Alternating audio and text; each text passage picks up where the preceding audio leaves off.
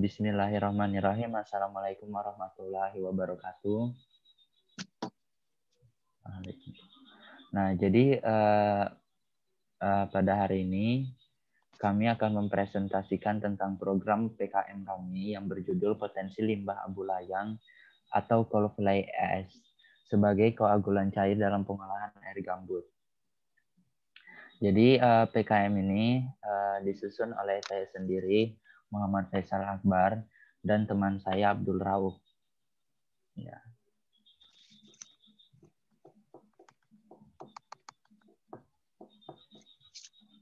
Nah, di sini untuk yang belum mengetahui coal fly ash itu merupakan limbah hasil pembakaran batu bara yang termasuk dalam limbah B3 atau limbah bahan beracun dan berbahaya. Nah, jadi di sini tujuan penelitian ini untuk mengetahui kondisi optimum dari proses pembuatan koagulan cair dari coal fly ash itu sendiri. Nah, dari koagulan ini kemudian diuji keefektifannya dalam pengolahan air gambut. Apakah itu efektif atau tidak. Jadi penelitian ini ingin membuktikan bahwa perbedaan dosis koagulan berpengaruh nyata terhadap parameter warna, pH, TDS, dan kekeruhan, namun tidak berpengaruh terhadap parameter TSS. Perbedaan waktu selanjutnya, karya ilmiah ini kami pelajari dengan menggunakan cara literatur searching dan metode telaah pustaka dari teori-teori penelitian yang terbaru. Oke, jadi intinya bahwa efektivitas limbah abu layang ini atau coal fly ash ini bisa menjadi sarana yang menjanjikan untuk dapat dikembangkan dan dimanfaatkan lebih sebagai koagulan cair dalam pengolahan air gambut sebagai limbah yang dapat dimanfaatkan agar lebih efisien dan efektif. Scroll. Nah, masuk ke pendahuluan. Jadi latar belakang kami memilih air gambut karena air gambut sendiri di Indonesia itu merupakan salah satu sumber air yang banyak dan melimpah sepanjang tahun dari tahun ke tahun. Namun limbah air ini belum bisa dimanfaatkan secara maksimal oleh masyarakat karena terdapat beberapa kendala, yaitu air yang berwarna merah kecoklatan, terus air yang mengandung asam humus, serta tingginya zat organik dan logam besi. Alasan kami memilih ini juga karena selain memiliki lahan gambut yang terluas keempat di dunia, air ini juga air yang melimpah. Kemudian Indonesia juga merupakan penghasil limbah coal fly ash terbesar karena khususnya di Kaltim sendiri mempunyai tambang batu bara yang terbesar. Kemudian yang kita ketahui bahwa air gambut tersendiri mempunyai potensi yang besar untuk dimanfaatkan lebih, seperti itu. Jadi coal fly ash ini merupakan hasil dari limbah pengolahan batu bara, di mana limbah batu bara ini menghasilkan 80% fly ash dan sisanya 20% bottom ash. Dengan adanya permasalahan tersebut, dengan kesadaran kami sendiri bahwa potensi air gambut ini dapat dimanfaatkan lebih sebagai potensi yang besar, kemudian maka diperlukan pencarian teknologi tepat guna tentang pemanfaatan abu layang batu bara atau coal fly ash untuk tujuan-tujuan yang produktif, efektif, dan lebih efisien. Nah, di sini kami menggunakan pengolahan air itu sendiri dengan proses koagulasi, flokulasi dengan menggunakan koagulan cair. Jadi keuntungan metode ini itu koagulan yang ditambahkan dapat mengikat partikel-partikel koloid dan partikel tersuspensi dalam air yang tidak dapat mengendap dengan sendirinya. Nah, tujuan dari penulisan ini itu ada 3. Yang pertama, mengetahui cara memaksimalkan potensi limbah abu layang atau cold fly ash sebagai koagulan cair dalam pengolahan limbah air gambut. Kemudian, yang kedua, mengetahui kandungan zat dalam potensi limbah abu layang atau cold fly ash sebagai koagulan cair dalam pengolahan limbah air gambut.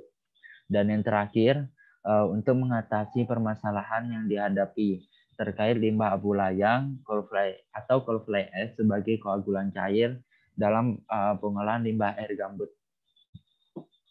Nah, jadi dengan adanya karya ilmiah ini atau penelitian ini, kami harap agar dapat dikembangkan agar dapat bermanfaat untuk masyarakat sebagai alternatif solusi dan inovasi terbaik dalam menanggulangi dan permasalahan dalam pengolahan limbah air gambut.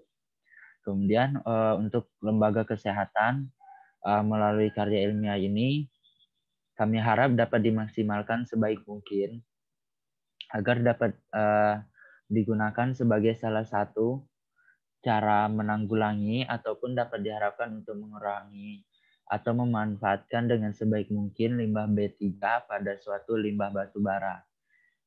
Dan yang terakhir untuk nusa dan bangsa agar dapat mengatasi permasalahan dari sumber daya tidak terbarukan, karena sumber daya ini merupakan fondasi penting bagi kemajuan nusa dan bangsa, dan agar dapat meningginya sumber daya manusia yang dimana dapat menggunakan sisa-sisa sumber daya alam yang tidak layak digunakan agar dapat digunakan semaksimal mungkin dan menjadi sumber daya terbarukan dan dapat berguna bagi masyarakat nusa dan bangsa. Oke, mungkin sekian penjelasan dari saya yang kemudian akan dilanjutkan oleh teman saya Rauf. Terima kasih. Ya.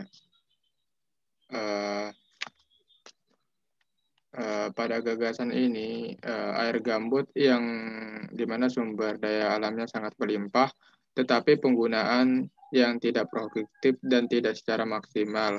Akibat limbah air gambut yang sangat berbahaya ini,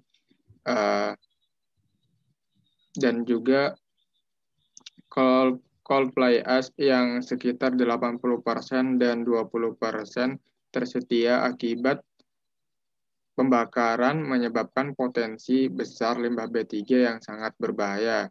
Dengan ini kami mencoba memaksimalkan penggunaan cold fly ash sebagai bahan yang berguna untuk koagulan cair pada pengolahan penanggulangan limbah air gambut ini. Di mana pada cold fly ash tersendiri memiliki komponen kimia, senyawa kimia yaitu seperti silika, ferum oksida, dan juga magnesium dan juga karbon. Yang dimana kami di sini ingin menciptakan suatu bahan kimia yaitu zeoloid. Nah, zeoloid tersendiri ini digunakan sebagai adsorben pada koagulan cair untuk penanggulangan limbah air gambut ini, yang dimana adsorben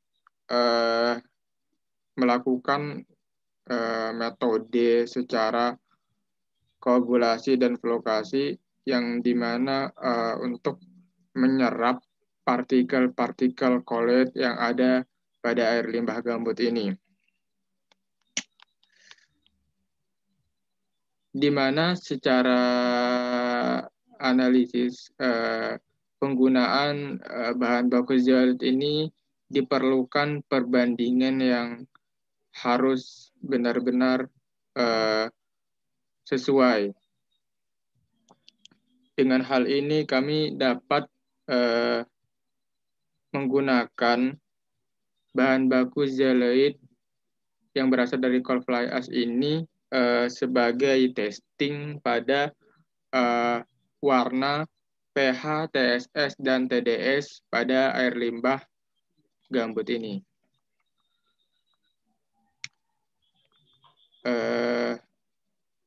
Mungkin itu penarikan kesimpulan dari gagasan ini. Jadi lanjut ke kesimpulannya.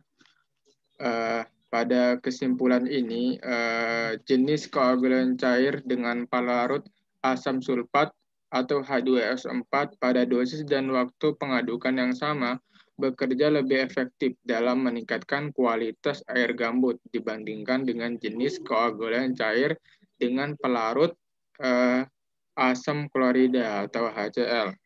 Dan yang kedua adalah perbedaan dosis keagulan cair yang memberikan pengaruh yang signifikan terhadap perubahan parameter air gambut seperti warna, pH, TDS, dan kekeruhan, namun tidak berpengaruh signifikan terhadap parameter TSS, yang dimana sedangkan untuk perbedaan waktu pengadukan berpengaruh signifikan terhadap parameter pH dan kekeruhan, sementara untuk parameter warna, TDS dan TSS waktu pengadukan tidak berpengaruh signifikan. Interaksi antara dosis koagulan dan waktu pengadukan berpengaruh signifikan terhadap parameter warna dan kekeruhannya. Yang ketiga, kesimpulannya adalah yang dimana kualitas air gambut hasil olahan secara fisika sesuai dengan persyaratan kualitas air bersih. Namun akan tetapi secara kimia yang dimana air limbah gambut ini belum memenuhi standar persyaratan air minum maupun air bersih.